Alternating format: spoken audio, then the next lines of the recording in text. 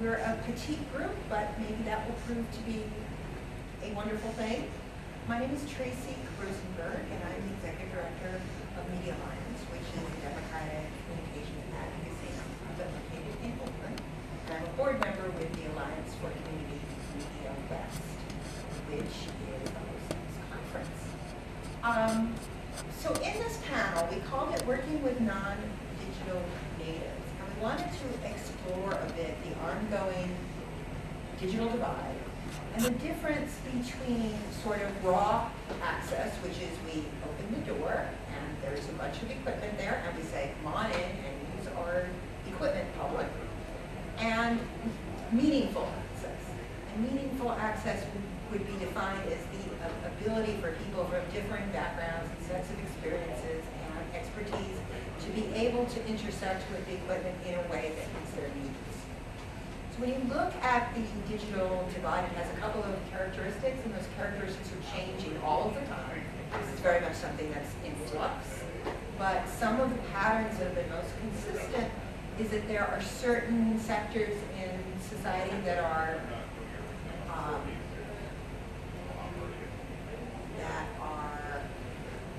not moving as rapidly into full technological acquisition. And that includes the elderly, and that includes disabled folks, and that includes limited English fluency or very recent immigrant families. There's all kinds of reasons for that. And when we talk about access, it's also having access at all, or what we would call qualitative access, which is the examples of kids doing their homework at McDonald's or kids doing their homework in their bedrooms, and what these kinds of qualitative scenarios are, or getting access almost entirely through a mobile phone, or having a full desktop computer at work and at home and a mobile gadget. And these kinds of characteristics impact the way that you intersect with the internet, and how hard and how simple it is for you to do certain kinds of things. So we're kind of trying to move it, and I think this is true for all community media centers, from offering raw access to offering meaningful access. And so we invited a couple of experts at doing technology intersections with some of the communities most impacted by the digital divide to tell us a little bit about tips and tricks and what they do in order to most effectively introduce technology across these kinds of differing experiences and perspectives, industries, and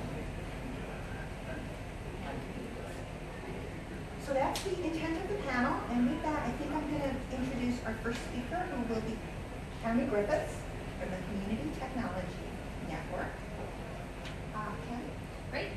So Community Technology Network is based in San Francisco, but we also have a program in Oakland. We essentially train trainers to teach free classes in our partner locations. Then they do one-to-one training, they do small group, and they do big, semi-big structured classes. Our partners are senior centers, libraries, social service agencies. So our two main demographics are older adults and job seekers.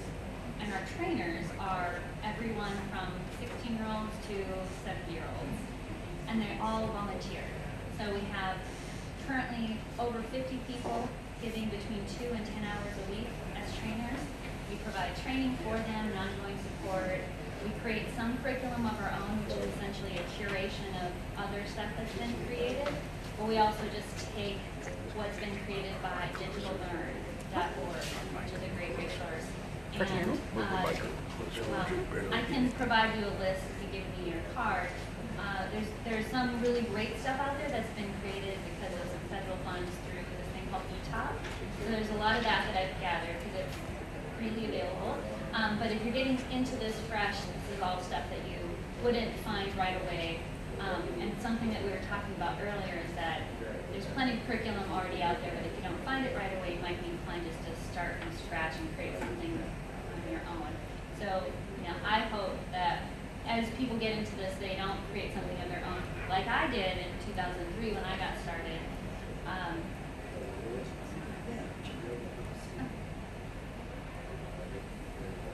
Not to mention that the need is so great that the model of finding volunteers to be the trainers one-to-one work is what we found to be very successful. Our seniors, many of them are monolingual, so and their skill levels are varying. They're available at different times of the day, so this idea of having one structured class for everybody just simply doesn't work. And we meet them where they're at. So they come in, they ask their question, our trainers respond in the best way that they can. And sometimes we're responding to them bringing in their tablets and their mobile phones and teaching people how to text, which is not something that was even part of our thinking 2 or 3 years ago. But it's an overwhelming request of people. The senior centers have free Wi-Fi, so they bring in their devices, yet they really don't know how to use their devices. So that's something that we're currently responding to, and I'm interacting with a group in LA called Front Porch. They're doing a lot of more technologically advanced workshops with the seniors, so I'm working with them to share best practices. And so I refuse to go ahead and make things from scratch because I know it's already been created. So before I do anything, I ping everybody I know, hey, do you have tablet-related curriculum? So those are the things that we're doing, and the things that our trainers focus on, or we train them to focus on, is to be patient. That is the most important thing. And the gentleman back here was saying, let me just do it for you. Like, that's the prime example of somebody we don't want as our volunteer, but it's very, very difficult. I mean, it tries your last nerve to sit next to someone who's struggling to get the mouse onto that one tiny little spot on the screen that they need to double click on. And I emphasize double click because by the time they hit the second click, they've already moved the mouse. And you're like, no. So I say, just fold your fingers, just put your hands in your lap and don't touch any, because you just want to grab that mouse and say, let me do it for you. So patience is super important, and repetition is super important, and not overwhelming them with too much information because you get really excited about, oh my gosh, you have a blog? Well, let me show you how to hyperlink it to this website and we'll just do all this. Well, if you say all this stuff and use crazy jargon that comes out, then they start to get very overwhelmed. And it's not just older adults, it's pretty much anybody over the age of 40, I think, and I'm one of those. So I think the jargon is super important not to overwhelm people with it, or be conscious of double click, click and drag, URL, like what are all these words I've never really heard of. So making assumptions about what people know and always checking in with them. And I think it develops empathy over time as you see that people are either engaging or disengaging. So if someone kind of sits back and looks like, they're being hit with something, then, just respond to that. And find something that interests people. If it's not relevant to them, then why do they care? So I'm always asking people, what are you interested in? Do you have a famous, is there an actor or an actress that you really like to see, and you do some Google searches on images and they're just like, oh my gosh, this is great. Or one of the things that we hear our seniors love to do is go onto YouTube and listen to music from their home country. So they'll be able to listen to music that they haven't been able to hear in a long time. So those are the kind of hooks that really get people to want to learn it, much more so than jumping right into something as advanced video editing. The baby steps to get them to understand what the little buttons mean. Because if you think of the things you see on the screen, it's very overwhelming, especially if windows are layered on top of windows and things are flipping. Where did it go? How many times have you heard that? Where did it go? Well, it just went behind your other screen. So that's important too, to meet them where they're at as far as the things that interest them. So those are some of the main things I wanted to talk about. Oh, the last thing, which kind of goes back to keeping your hands yourself, is that they always have to have their hand on the mouse or on the keyboard or whatever. They're simply not going to learn anything if you jump in and do it for them. I mean, think about how we learn. Like, I have to actually do it myself, whatever it is, in order for it to sink in. So those are the most important things that we teach our trainers, and then they just get better as time goes on, and we keep throwing new things at them and giving them new resources to respond to the changing demands that the seniors are sending to us, as well as job seekers. There's always new tools popping up for job seeking, like how important it is to be on LinkedIn and all those types of things. We try and respond to those needs by sending out resources to our trainers that they can then use with the people that they're serving in the community centers. So with that, I'll just pass it along. Thanks so much. Yeah, so part of the distance that we're trying to travel in this, panel is really two things. Part of when people walk through the door at an access center with a message and they want to deliver, which is generally why they walk through your doors. There's sometimes a gap between their ability to actually do what they want to do and their desire. And you as access staff are, shall we say, right in that gap and have to figure out how to accommodate it with limited time and capacity and energy. And the second thing that I hear is that access centers really want to move into some of the workforce development and economic development, job skills training and technology training spaces for lots of good reasons, some of them philosophical and some of them, financial and practical.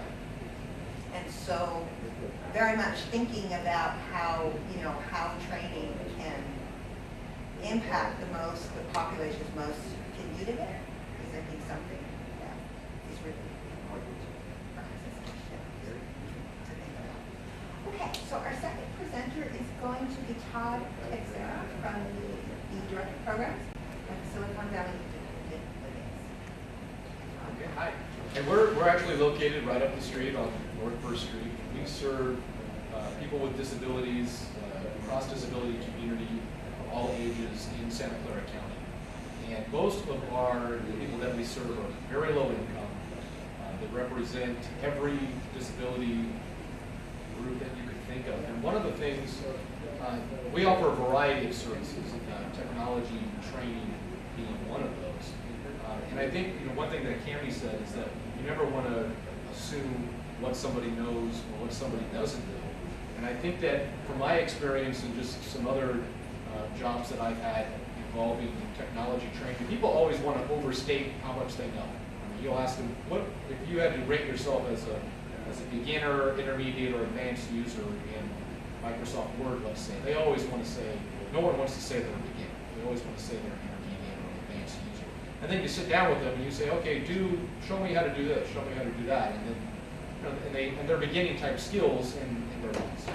So always be aware that people are going to overstate their abilities. And one of the things that we do is, because we're working with the disability population, oftentimes we have to incorporate some accommodations to allow them to be able to use the computer. It might be a different kind of mouse or a different kind of keyboard or a different input device to allow the person to access the computer. And I think another thing that Cammie said that's really important is to get a really good understanding of what is important to the individual. Why do they even want to think about learning the technology? Some of the people that we serve, because of their disability, are unable to get out of their house. They're unable to get to, they may not have a computer in their home. They're not able to get to the library to use the computer. They're not able to get to our center to utilize our computer lab. So it's about us going to them in those situations, but what is it that they need to use, or they want to use the technology for? And a lot of times it could be something as simple as they want to communicate with their friends or their family. They want to get on Facebook. They want to learn email. And those are things that are motivators for them to learn, because once they're able to do that, they might be able to use Skype to talk to their grandchildren in another part of the country or another part of the world. Whereas before they were just doing it via telephone, now they can actually see the faces and interact, and they really get a kick out of that. Another thing that is very important for the people that we serve is, because of the other services that we offer, a lot of times people that we serve are looking for housing or looking for employment, and they have zero computer skills to take advantage of online searches for housing, for employment, and that really increases their probability that they're going to find housing or employment. And getting them connected with an email address, showing them how to do a basic internet search, get on Craigslist to search for housing or to search for employment. A lot of times you're going to be responding to an ad for housing or an ad for employment through email by attaching your resume, by telling the person a little bit about yourself, and having the ability to do that electronically instead of using traditional faxes. Or it's really important in today's market. And then one of the other programs that we have is that we are transitioning folks that are in skilled nursing facilities that really don't need to be there back into the community. And one of the things that is that you don't want to happen when you move somebody back into the community is you don't want them to be isolated.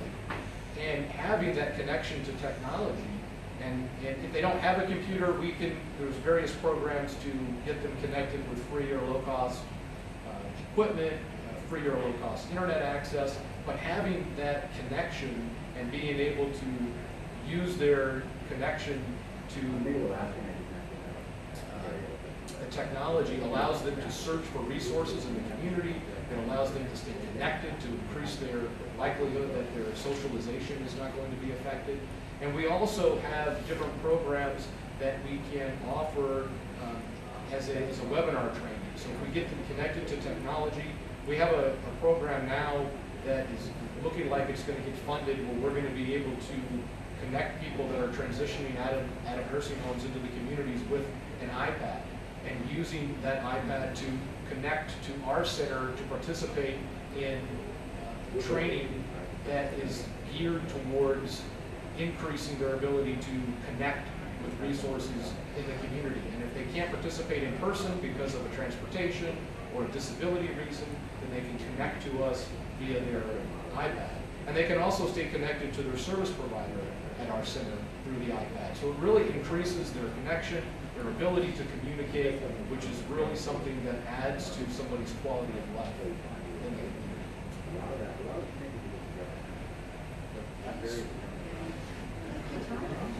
All right, and our third speaker is Allison Weber. Allison is the Associate Director of Building Skills Partnership, which is an SEIU-initiated project that works with low-income workers, many janitors, I know, on improving the quality of life in many ways, including technology access.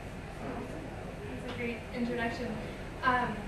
So yeah, we're a nonprofit. We're statewide, but we started in Silicon Valley as a partnership actually between the union, which is Service Employees International Union, known for its Justice for Janitors campaign in California, and the over 100 subcontractor service companies that employ these janitors and food service workers and others. And then the big corporations and universities in the Valley, all the big names, the Googles, Adobes, Cisco's and Stanford of the area and across the state, where our janitors work. And so we run everything from health and ESL and job training, green training for cleaning, you name it, financial literacy. For the workers, we have classes at the union halls or at community sites. I mentioned partners like Michael Chavez and Concord, or the union hall is just like a stone's throw. If you could jump over the airport, you'd land on our hall pretty close by, which is near Create TV, the public access channel in this area. And so just to give you a sense, like last night we wrapped up tablet training for 25 janitors at Google, where Google had provided their Nexus tablets.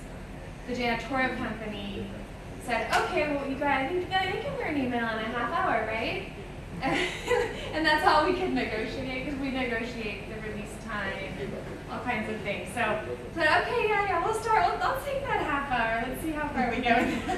And it's educating the employers and the clients, like Google, okay, we're going to need some more time and we're going to need some more resources. And so, many of the things that my fellow panelists have mentioned is, we depend a lot on volunteers. So at Google, we can get corporate volunteers, the actual engineers come in and volunteer one-on-one. And it's because everyone has different needs and learns at a different pace, right? So that volunteers are critical. They don't have to be Google engineers. Often, you mentioned the teenagers. Our favorite, and I think works super well with the cultures of immigrant communities, is using former students. So we have our students at 99% Latin American, mostly from Mexico, Central America, but culturally, learning through community and learning from people who are peers, from your community is a lot more comfortable. So like the janitor actually cleans our office in San Jose, took our classes, and now he volunteers teaching others. And it's just so much more comfortable for our learners. So, you know, we call it a learner advocate or a promotor. You know, it's those former students you then hire as your teachers, which has been very successful for us. It takes away the fear. So I'd like to introduce Monica Bruera, who works with BSP as a staff member, but she actually worked on a production with Create TV, the community access channel here, and one of our hosts for this conference, right? With Juan Serna on a production time and so what I'm going to talk about for the next few minutes, actually Monica helped with, because she has worked in both worlds and sees the gap, right? So the number one thing is overcoming the fear, and the first is the fear to break the technology. So I think of it as if you put me in a cockpit of an airplane and said, okay, Allison, start practicing. Like I know the cost of that airplane, and I know that I personally can't afford to fix anything if I break it. So it's the same sense we get with the janitors. They've been trained their whole lives, when they're cleaning, like whatever you do not touch that computer, because you're going to break it, and this is Google, if you break that, so the fear is instilled with them from the beginning, whether it's their job, whatever they're doing, do not touch that computer, or it's the cost. If I break it, how am I going to replace it? But the second one is fear of not being able to learn. And so a lot of you mentioned, like a lot of our students, haven't been in formal educational systems, or have tried and failed because of their lack of literacy, their lack of language skills, their age, their disability, you name it. So they're coming in fear. So I think you spoke to it already, but giving them that immediate win of like getting them on, doing the actual thing, even before they're ready. And if you need a tutor to help them, like the first thing they do, they sit down and they go and Google their hometown or their favorite celebrity, or with immigrants, we Google their hometown newspaper, we get them actually on Skype talking to somebody from their community. Like if we can line up in advance, and our staff does all the lining up, or volunteers, they get them actually talking to someone in their community on Skype. They're doing it before they've even learned how. They see it's not going to be that hard, and then they have the motivation, like this is something I really want to learn to do. It's not that far out of my reach, like now I'm going to put in the time to do it. Like you have to get them that quick win and have them see the end result, but pick an end result that's not like 3 steps out, like make a video production, like an end result that's just like, okay, let's take a quick video on your iPhone, let's upload it to the computer, and let's see it on YouTube. But maybe your tutor has to help you do it the first time, but they actually see the process from beginning to end quickly. Maybe it's a 5-second video, I don't care. But like, they're like, okay, I just saw that whole process, eventually I'll be able to do it. So they need to visualize it. One thing that helps us is thinking of computer and digital literacy as a language. It's a literacy. All the things that we take for granted, like knowing what a menu is on a camera, even what the on-off button should look like on particular devices, pop-up screens, like all these things we just take for granted. So knowing like there's a language that they don't speak yet and approaching it that way. I think our students get really frustrated with passwords and the fact that they have to remember it, and it's a huge problem for our staff. But we just have to remember they've never had to remember a password like that, or so many passwords. And so it's starting from that level. The fear of breaking, I'm going to go back a second, but the fear of breaking we overcome by, we actually have an old computer we rip apart, open up, and they look inside and see what's inside, and they realize you're not going to break it by, very easily. So having things like that, so that it demystifies what this is and how you can or can't break it. I think the number one message I'd like to give community access channels is partner with the local nonprofits who know how to reach the members, the exact demographic you're talking about. Even with the janitors, it's completely different, and this sounds crazy, but it's completely, Monica will nod her head, it's completely different how you design a training for supermarket janitors who work alone at night, young men, recent immigrants, from certain countries to how I would design it for janitors who clean commercial office buildings or corporate campuses, have been there 15 years, you know, are more women, older, and like we completely have to change the training. So you can't just say, oh, okay, invite in all these immigrants because we can train immigrants. It's like, no, you gotta know exactly who you're working with and talk to them, like the nonprofits who know that demographic. Like in our office, we have a partner organization, AWA, Asian Immigrant Women Advocates.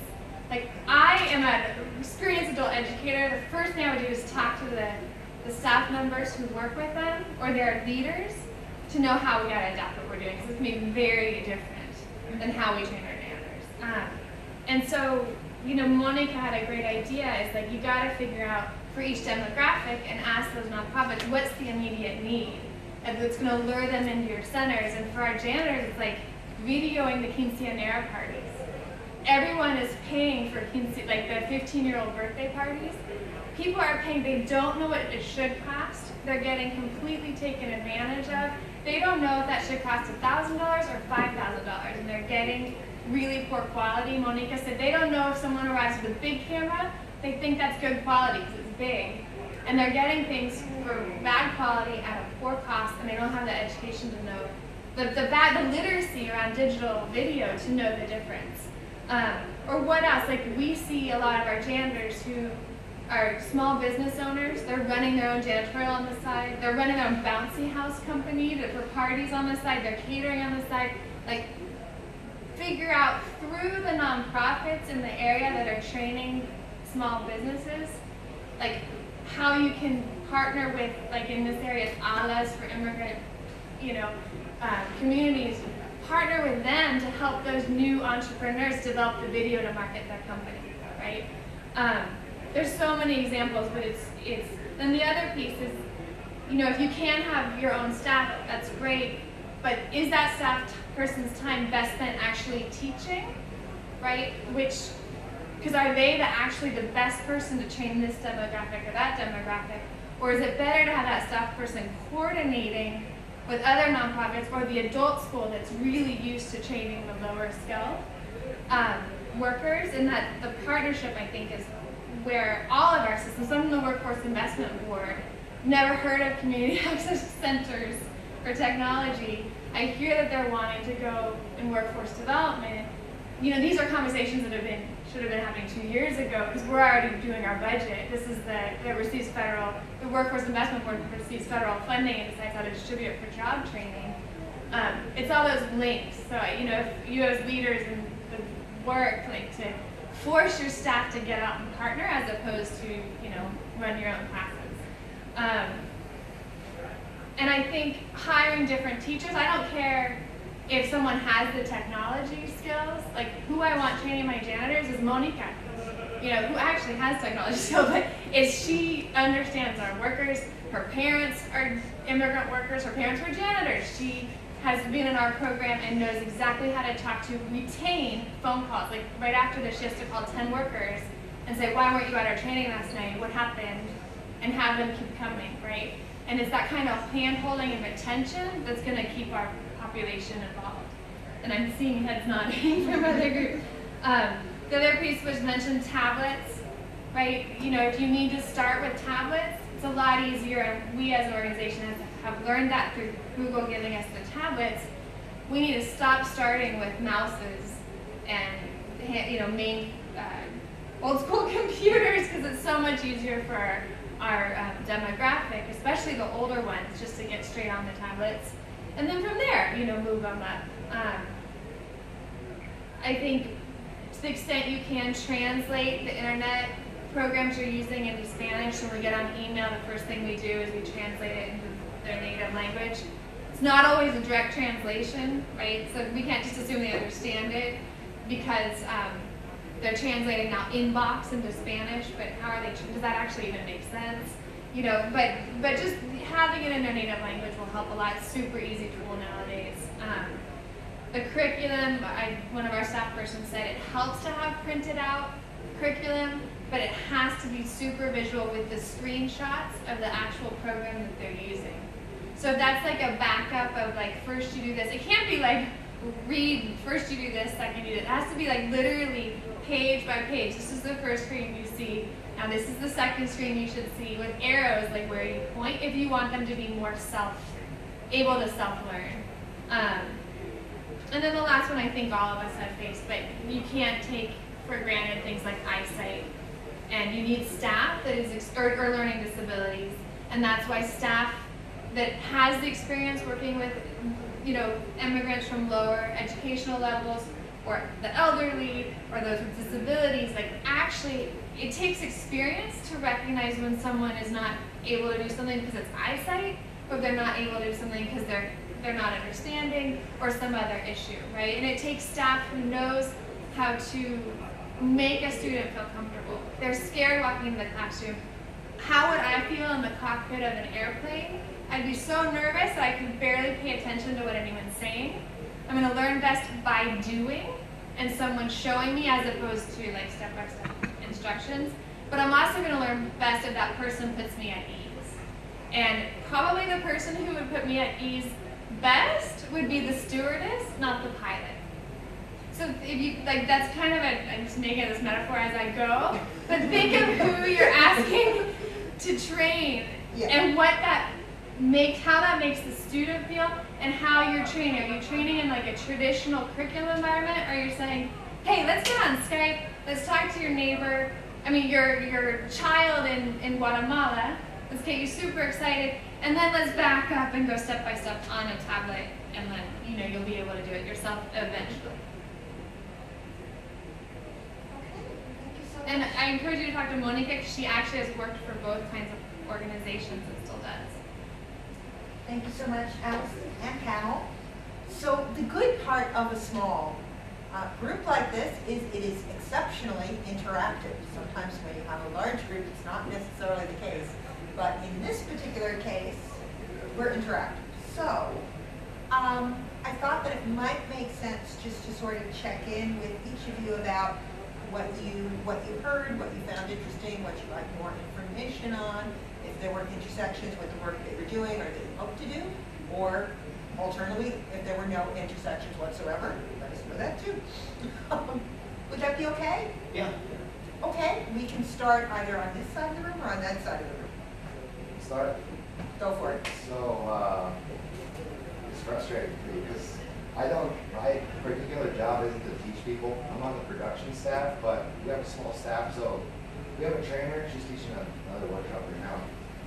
But when she's not available or she's teaching someone else, I'm supposed to step in and help, right? But I got 1,000 other things that I can do instead of showing people how to use a tablet. I mean, it just bugs me. I mean, and we use Final Cut, and that's what we do. I feel like we don't do iMovie. I mean, we do if we want, but I'm not particularly trained in iMovie. I don't use iMovie, so I don't know how to use it. So I would have to learn how to use iMovie or these tablets.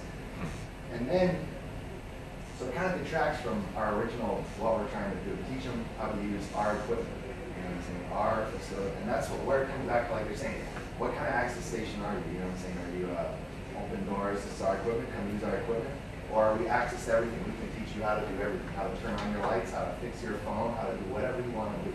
And that's where I got conflict. I mean, I sound real strict, but it is what it is. You know, I try to be as patient as I can, but like I take what you're saying to kind of like maybe try to find another nonprofit or someone else to do it, because I feel like it's unfair to other people who like. I don't want to do it by putting down anybody, but you know what I'm saying? Sometimes I feel like there's a point where it's like too much, you know what I'm saying? Like, and it seems like I'm giving up, they're giving up. It's kind of like, what are we going to do here? You know what I'm saying? But I see what you're saying, and it's just, it takes an extreme amount of patience. That kind of patience I don't have. I'm like, let's get it done right now. But I see what you're saying. Maybe hire a new staff or find another nonprofit to not send them to, but to, you know, like, have kind of help out, kind of like on the side, but I'm still confused and frustrated. When I see these people come in, and there's not a lot of immigrants far from, everyone speaks English. It's all that there's no lingual thing. We all speak English. Some people are Filipino, but it's not a big deal. It's not the language barrier. It's like it's the age difference, and it's hard for me to even visualize catching these people up to technology, because technology is constantly changing. I can train them how to use an iPad, and then next year, iPad is irrelevant, and all the programs on that tablet are irrelevant. So are we going to stick to that tablet and those programs, or are we going to teach them something brand new? And I empathize with you guys. I mean, I'm right there with you guys, but I can't. I get so frustrated, and that's why I took this thing, because I just want to hear what you guys have to say about it. So one thought would be to find the most tech-savvy senior that you know that comes into your center and Right. approach him or her and say, hey, what would you think about leading a group of people who are coming in and taking up a lot of my time, who I think you could really help, and getting that person really excited about volunteering. Maybe give them a stipend. Right. Give them the support that they need, but if they're retired and they're looking for stuff to do, it is a great way for them to get involved in the community and to help you out. So that's one idea, and I just encourage you to think about using volunteers, but using volunteers Right. requires having someone to manage. So if you are going to hire staff or you have money to do that, think about hiring a volunteer coordinator or volunteer manager, because then you just exponentially grow your impact. Right. And you're engaging volunteers, which is one of my most favorite things to do. Well, my other thing with volunteers, I mean, volunteers are great, but you can't always count on a volunteer to show up. You know what I'm saying? It's not like a for sure thing. Yeah, it's how you. But even, I'm sorry, but even still, if I volunteer for something and then my job comes in the way, I'm not gonna drop my job to go volunteer for something else. Okay. I'm sorry, I'm just. No, this is good. This is good. We have a conversation going. That's good. Let's do a little more of it and then we'll. Sorry, yeah. No, just because I have a lot of volunteer Yes. experience. Okay. So in all the sites that we do, like our program is, we can't run it without volunteers. Right. Be it Union Hall, Google classes, Cisco classes, it would not exist. And I get what you're saying. Volunteers are flaky at times, and you're going to get tons of interest. It's the steps in volunteer management, and know how to basically manage and get those good volunteers, Good ones, get them in, and it's not so much warm bodies that you want, because a lot of times when you volunteer, I don't care who you are, you're giving me free time, you're going to be perfect for it, right? Right. So you have to have those things in place to say, what program am I going to put you in? What kind of, are you going to do this for school? Because if this is going to be for school, you're going to need my good report. Oh, So you're right, going to right. be here on time. You're going to, you're going to For leave the on college time. kids, then I But see for what the you're college kids, for the interns, we've all interned, you know? We were just talking to the union how we could incorporate more interns, and they're like, who's going to work for free? I was like, we all did. We all worked for free, and probably worked harder at our internships that we did at our paid jobs, because we needed those references. So go towards the interns, and you do have to invest a lot of time in your volunteers, but once you get the ball rolling, you know the good volunteers from the ones that are going to flake out Right. next week, you know how to communicate with them, and you put those things in place that you're going to weed them out. And we do have a lot of producers, so we could get producers, but that's the thing, I almost feel guilty asking someone, oh, can you take out time on your personal this? We're up on our island, break it down to you real quick. We live on an island with one road that goes, encapsulates the whole island, right? We're in like on the southeast. And so for these people to all come to us, it's kind of, I mean, it's not too bad. I just got pessimistic about it. But, sorry. I mean, that's the other thing I forgot to say that Monica helped me emphasize is what BSP does well is we send teachers out to our janitors where they're at their work site, on paid time.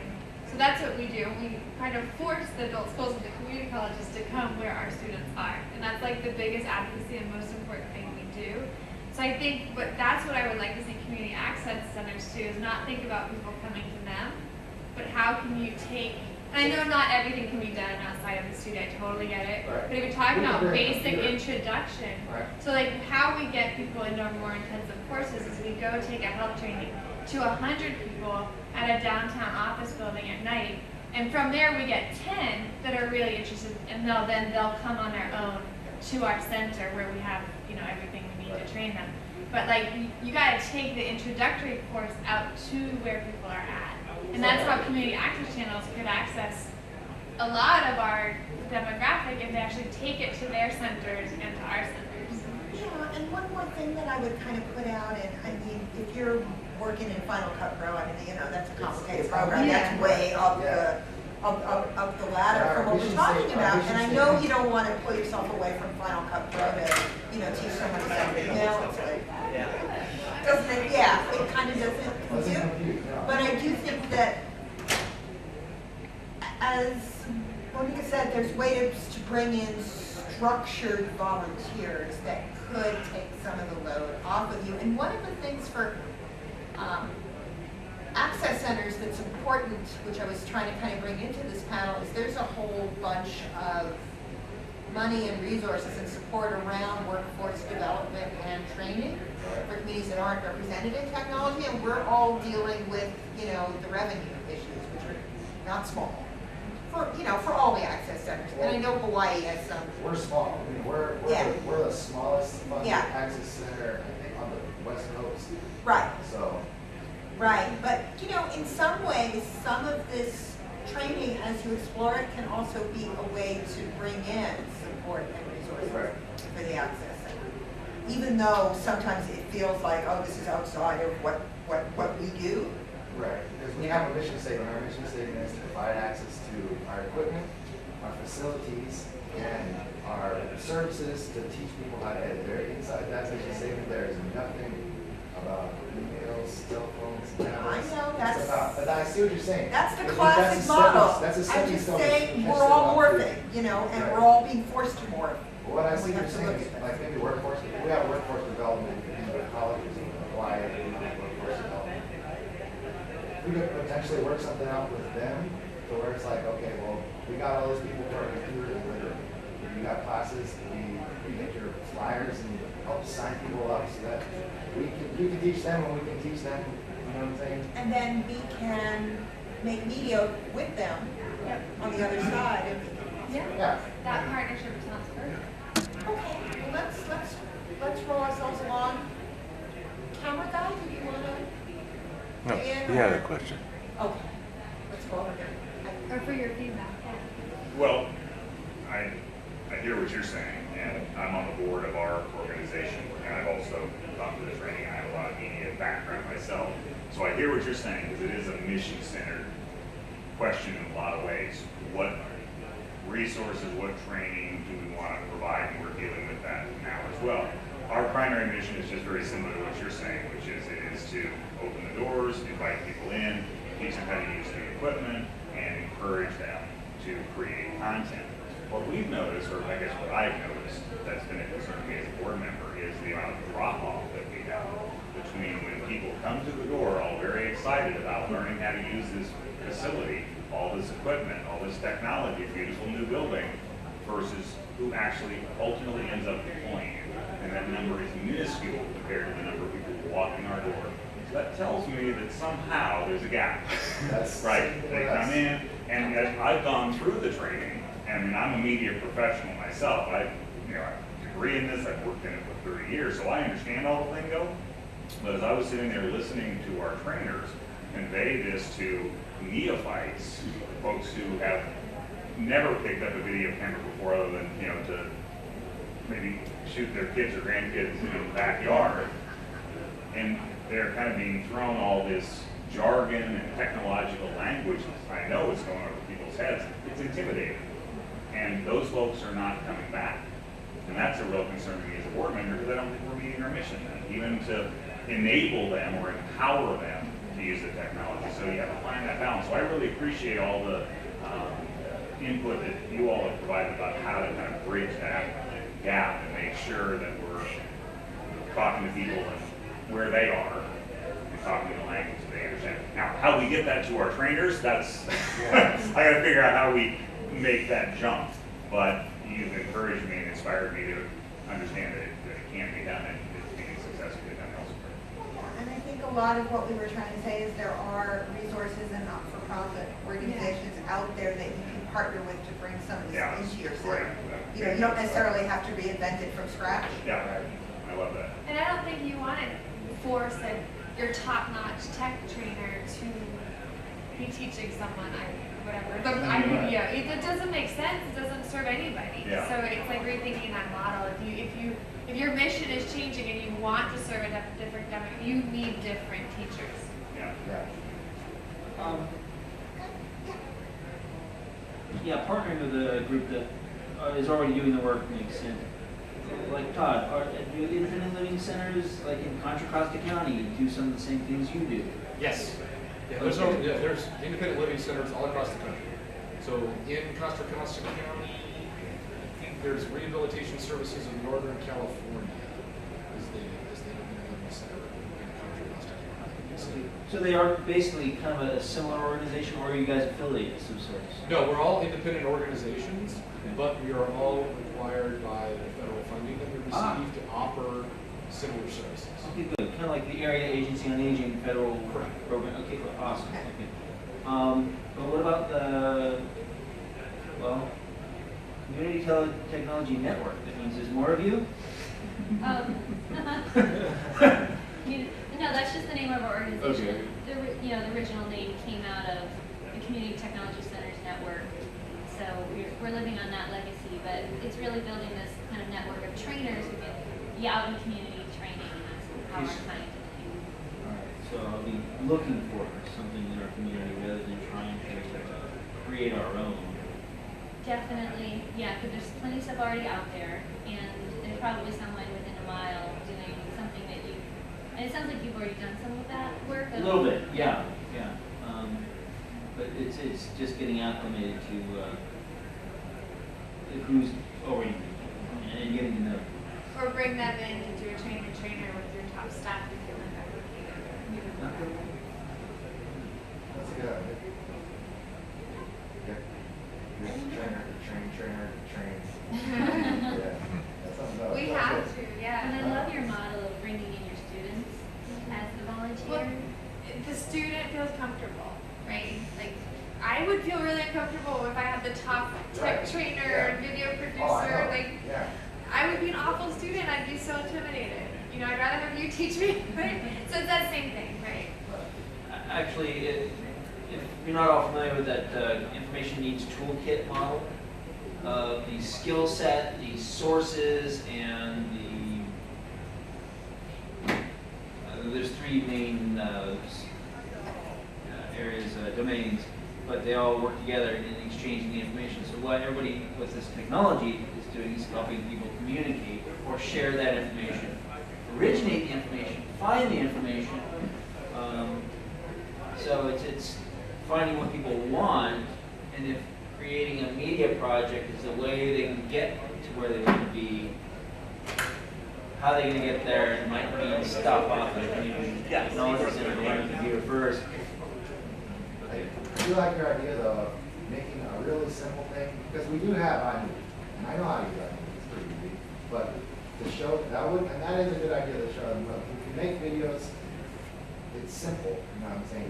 It's a simple task. You just kind of shoot video, add titles, add whatever, you're done. And you put it on the air and everybody's like, oh, nice video. And if you can show them that the principles are simple, it's just the procedure, you know what I'm saying? I teach you how to use font. And this is the thing, we write out, there's no pictures in it, which would be a good idea. But to show them step by step in a way that's related to the basics, the iMovie thing, it's the same thing, like this is important in iMovie, this is important in Final Cut, this is important, this is this, and this is that, you know what I'm saying? Make it kind of, so I kind of like that idea. And then there's lynda.com, which costs money, but they already have recorded videos on how to use a lot of the platforms that you're using. How do you feel about people who aren't comfortable with computer using Lynda? Because I've used Lynda. Right, they would have to have more than the basic skills, but Yeah. once you get past the point of if they're already using iMovie, Right, and you don't right. want to necessarily spend time teaching them. Well, we have the code. course. It's just we have the course. It's some people they get so caught up in. I mean, it's hard. I can't even think of what the problems are that come up, but there's usually always like one thing that they can't get. You know what I'm saying? It's like one thing. But that one thing is just major. You know what I mean? Stops everything Stops until it everything. gets solved. I can't figure out what. I can't put my finger on it, but it's like. Yeah, it's. I think they're their biggest obstacle in some cases. Yeah, and I They think, get I stuck see what you're believing- saying, maybe we're scaring them with the lingo and stuff, like, but, Or if there's that one day, you're like, hey, when we teach the internet, like we always get stuck at this one place. We make sure we have like 5 volunteers that one day. And then other days we don't need them. But like that one day where you know you need volunteers, you get them. So, yeah, to address a couple of things, it's a lot of repetition to know where they get stuck. So, for example, in our computer program, it took us a good year to figure out what was going on and changing the structure, do we do an orientation? So that's an important thing to do before you start in a class. Like, I think we are all under that crunch to have people in, so we're not gonna turn anyone away that's sitting at that table. But really, we need an orientation to let them know expectations, schedules, because of the huge drop-off. There's also has to be attendance to like explain that. And there has to be that outreach when they are stuck, because this happens in our classes so much. And we figure out, you know, they're adults, they're gonna come in. If they want it, they'll come in. The reality is if it's a hard to reach demographic, that's why they're not coming in. So you have to do some really basic things like a phone call. You have to really know who they are. If you don't remember their name, they're not gonna come back. And that's just part of it. If you don't know what they need, they're not gonna come back when they get stuck on those things. So an orientation of really getting to know you really takes away that fear, and the drop-off might be a little bit shorter. And for the things to get stuck, you have to be in that class. And it has to be one trained person to be in that class to then give it to like the volunteers later on. So then the volunteers don't have to come in and learn it the hard way on their own. It's kind of like, here, you're gonna have trouble saving files. You're gonna have trouble remembering passwords. So here's some good tips. The top person has to be there to figure it out, and it's gonna take you like probably a good year to figure it out. And that's also a reason why they stop coming in. If they're not comfortable, if they feel like they're not gonna learn, they're just not gonna come back. And it's not because you're doing anything wrong, it's just that they're scared to come up to you. So if you have you say like people change a lot in your organization, like if somebody's busy, somebody else comes in? Yeah, well, we have 2 people. We got 4 people in our office. Our executive director, our clerk, and then the 2 production staff, me and Julia Richard. She's the other one. And when she's busy doing something, she also programs the channel. So when she's doing that, I'm teaching and also running out to do shoots and checking equipment to make sure it's working right. I mean, we're a really thinly spread organization, right? So that's where the tricky part comes in about teaching them everything that they want to know about. You know what I'm saying? But I appreciate what you guys are saying. Like, I'm just trying. Yeah. Well, this is where some of the political stuff factors in, that funding for access centers by the cable companies has been dropping, so the staffing is getting thinner and thinner and thinner, and that's why you have less people. You have no operations funding, so you're running on a really, thin margin. There's just a couple of you, and you have a million things to do. And yet, the mission statement that you have, providing access, sort of suggests that it should be possible to provide this kind of support for people, and it gets harder and harder. Our classes are a month long. The first 2 weeks is the intensive part of the class, where in the first week you'll learn camera, audio, and it's 2 days a week. So the first day you'll learn the camera. The second day you'll learn the audio, and then after that we can let you check out the equipment and shoot whatever you want, get familiar with the camera. So it is kind of a short, like I'm saying, throw them into the fire. Here's the instructions. Here's how you use all the features. We give them a 2-hour class. We show them every single feature of the camera, which is kind of overboard, I guess, for some people. Yeah, and then I'm not sure I retain every feature of the camera. well, we don't teach them. We show them Yeah. every feature, and if they want to get into detail, we kind of just, it's a certification course, so we have to make sure that they're certified to use the camera. Sure. So, but what I'm hearing from you guys is maybe increase the length of the courses, so like from 1 month to 2 months or 3 months or whatever. But that doesn't make our numbers look good, because then we're only getting like a certain amount of certifications per year. I mean, it's kind of. Well, that's the conundrum between raw access and sort of meaningful access. It's like, are the doors open, and then, is the equipment being used to its maximum level? And are you getting the content out the other side that you want? Right. And both questions are important, and maybe it's part of an organizational conversation. What's the priority here? Do we really want to make our access more meaningful, and if so, what would we do to cause that to happen? And are there other ways for folks to participate in your center without having to create a full 30-minute program or a full 60-minute program? Do they contribute in some way a smaller piece that's more manageable for them where they are at that moment in time, and still see the result of their efforts get on the air, be seen by others, without having to commit to doing a full production on their own? Probably only a certain segment of the population that's willing to do television production independently and uncompensated forever. We know it. We do it every day, so we know how to do it. So every nonprofit, I will promise you, has a technology video production need. some of it, like I work with immigrants, right? With immigration reform, we're trying to get stories about immigrants and their positive contributions to society out on Facebook, videos, you name it.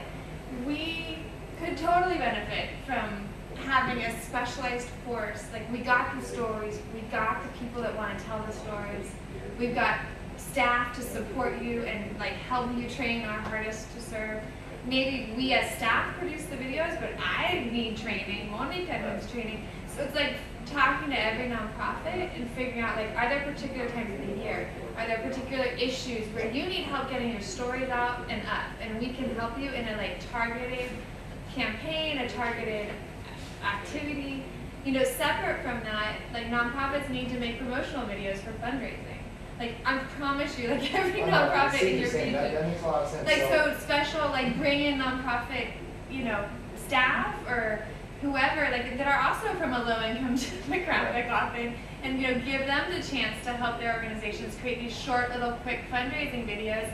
It's November, December. We're all doing fundraising campaigns. We all need to get great stuff up for our emails and our Facebook. It's like a one-day, like, you know, how are you going to improve your videos for your fundraising would be, you know, you get, so I think rethinking maybe like what kind of courses you offer, and like these short and sweet, like exactly what you need, like the quinceanera thing for immigrant parents, you know, whatever it is. There's all kinds of barter possibilities there. If you're looking for help working with certain populations or nonprofit organizations and they need help creating content about what they're doing. Yeah, we have that's some great. funding. We just That's need the great. lab and the tech support. Oh, okay. We have Well, funding. We come with a lot of staff, Right. but we need help, like the best practice help. Because So what you're saying is get somebody who's literate from another organization, train them, and say, we need help training this certain demographic, old, elderly, or immigrants, or whatever. And in return, And we'll in return, we'll help you produce create some videos. collateral. we'll tell you what stories we want to share, and we'll give you the support to, yeah. It's almost like fellowship or mentorship type of program. Mentorship for those that need help, where the students help new students. As well. Fellowship, kind of a Yeah. common interest. My bad, but it seemed harsh. No, I think it's a smart I idea. think you have a really hard challenge, and like your board is saying, produce all these certified, Yeah, we've got. tech savvy, and outreach to Well, we serve a don't whole new necessarily, demographic. we just want somebody that, we just want to teach them, we don't necessarily expect a certain level of competence or quality from their product. We just want to make sure that when they come into our station, that they know how to use everything. Not everything, you know what I mean? We'll help them out. I mean, in fact, every day I'm in that station, I'm holding someone's hand, like you're saying, almost doing it for them at some points, because, and I hear you saying, like, you should, I gotta let them do it, right? But at the same time, it's hard for me, you know what I'm saying? Because I want to go help this other person. So I'll kind of show them how to do it. Okay, you got it. And the next time you need help doing it, because I know you don't got it. So that's all good. But the next time you do it, just give me a holler. I'm right at my desk over there, you know what I'm saying? So the repetition, I'm always re-showing people the same thing over and over and over. And eventually they get it. I mean, I've had like this one lady, she's like 65 years old, and her first language is Japanese. So her English isn't very good. But over about a period of about a year and a half, she's learned how to use Final Cut Pro, and she's pretty decent at it. You know what I'm saying? She's not like extraordinary, but she's good enough to. But I'm trying to figure out how we can shorten that time. You know what I'm saying? May not be possible. Yeah. No, it sounds possible with the help of other students, volunteering, certified producers, and maybe other nonprofits. It's getting more help in But there. it also comes down to, I mean, depending on what you're trying to accomplish, it's going to be the tools that you choose as well to teach them on. Because, I mean, you know, we could be using anything from iPhones Right. to record. We don't have to necessarily use Oh, full yeah. HD camcorders.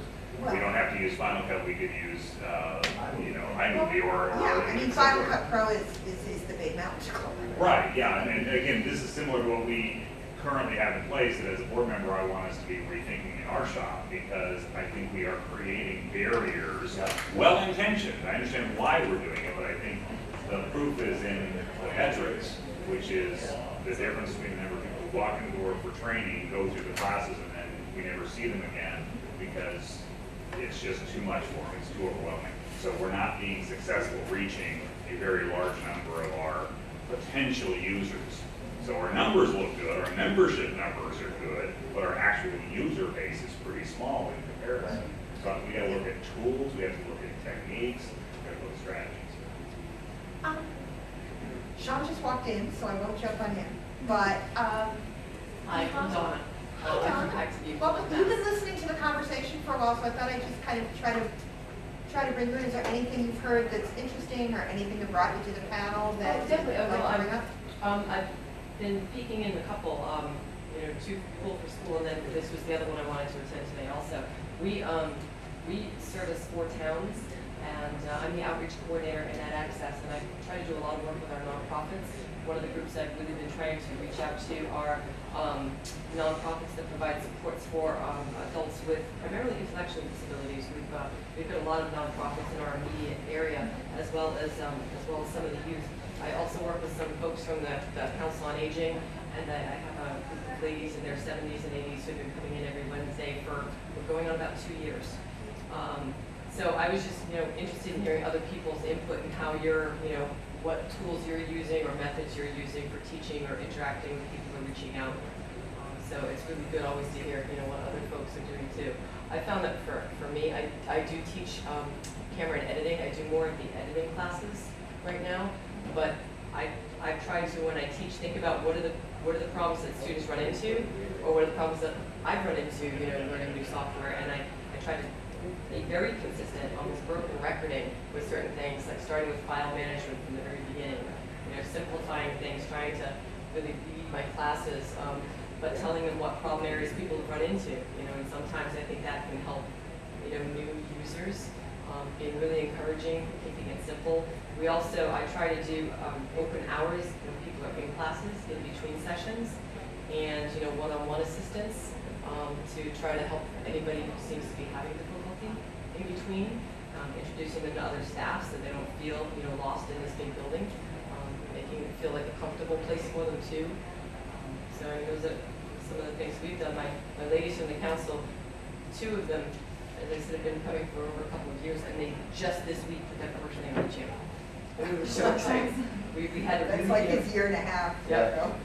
But they were thrilled. They took DVDs home. They're sending them to their kids and grandkids all over the country, and they can't wait to see their video on the channel. They're really into it. But now they're also slowly but surely they're picking up other skills and volunteering to do things to help the council put shows on the channel too in the studio. Our cameraman has a comment? Yeah, go ahead. Oh, you're good? Okay. I'm just fine. I wanted to say one thing to it's going to complicate things a bit. But I think you're all aware of the challenges. That it's, like you mentioned it, like technology is constantly changing, right? So it's not okay to just teach how to use X program, even if it's the top program you currently have. So when we look at the janitors, we're like, okay, we can't just teach them to use Microsoft whatever number, or the internet as it is now. Like if we could produce, and so that's like if we could produce one thing, and it completely has to turn things on its head, produce lifelong learners of technology. And in our case, it's like basic internet. Like if there's some new program that comes out, and it's not Facebook or something else, it's something new that they have the confidence, the basic skills to understand there's a username, there's a password, there's pop-up screens that are going to try to trick me. I know how to close them. But there's like some basic skills they have to know to be successful in the future. But then from there, how do you learn? How do you train self-learners? So like this is a question for all of you in this like in real technology. Like what are like the key things you need to give students confidence? And it's not really always the skill, it's the confidence to then keep at it and teach themselves in the future. And I think it will turn your instruction on its head a bit. Because it's less about they learn this and these skills in this program. It's like, no, they have the basic things they need to learn themselves and tackle on new programs in the future. And so I think like it's that confidence, and how do you instill that confidence that they really need going ahead. I actually had a question, curious on people's input. One one of the challenges I've been having in helping some of our nonprofit agencies and being able to come in, particularly agencies helping people with disabilities, is there's so few staff or budget cuts and budget constraints, even when we've had situations where people can come in, like we book every Wednesday to be able to teach classes, and we're doing well when people are coming in consistently, but so many issues with staffing patterns, or if there's a problem with the day program, they have to cancel that week and come in every third week. Have any of you run into issues like that, and if so, how have you kind of negotiated helping people figure out how to get into us to get the training? So we use all volunteers. Okay. So we train trainers and we support the trainers and then deploy them out to 30 organizations that we partner with. Okay. And our partners lack the staff to address the needs that they have. So they all have computer centers. Many of whom have the staff just covering the food program or the arts and craft program. And those staff don't have the technology skills to teach the classes. But they have computer centers because the Department of Aging got a big grant and they all got new computers. So that's where we come in using volunteers. So I'll always say use volunteers, but running a volunteer program is its own very complicated program. And if you don't run it well, then you have really flaky volunteers who don't serve you very well, or they cause more problems than they actually are counterproductive. So it's not a small thing to say, okay, we'll use volunteers, which you'll hear a lot. Oh, just use volunteers. Well, volunteers come with a big cost. But once you get the program up and running, it will be exponentially helpful. And you're providing an opportunity for maybe some of those ladies to give back to their community. They're volunteering, they're building more community. So it can be a really fruitful thing as well. Great idea. So ESP actually sent me out, because we work with a lot of volunteers, and they sent me out to Compass Point training for volunteers. It was like a whole day event. Without that, I think I was overwhelmed before that training, because we work with so many people. If you do need to invest a lot of time into it, and that might be like a good training to do if you are going to start utilizing volunteers, is to do actual trainings. And Compass Point did here in Northern California, did like a great volunteer outreach. Do you just out of curiosity, have a sort of a volunteer commitment level required from regular producers? Because I've heard this talked about in some media scenarios. If you have a program on our air, you donate 2 hours a week of volunteer time. I don't know if that would necessarily be legal, because our non-public access means that you are allowed to, with anything you submit, you're by law, we have to Right, schedule it. right. And there shouldn't be any barriers like, oh, if you submit, you owe us 2 hours of time. It's kind of like, Yeah. I don't know if that's legal. No, I know what you're saying. There's a, But no, I like the there's idea. a I public do like access that idea. required. Oh, well, you're Maybe the certified- word is subtle pressure. Yeah, maybe like, Required. now that you're certified, you can provide, besides helping yourself and your own program, you can help other people get certified.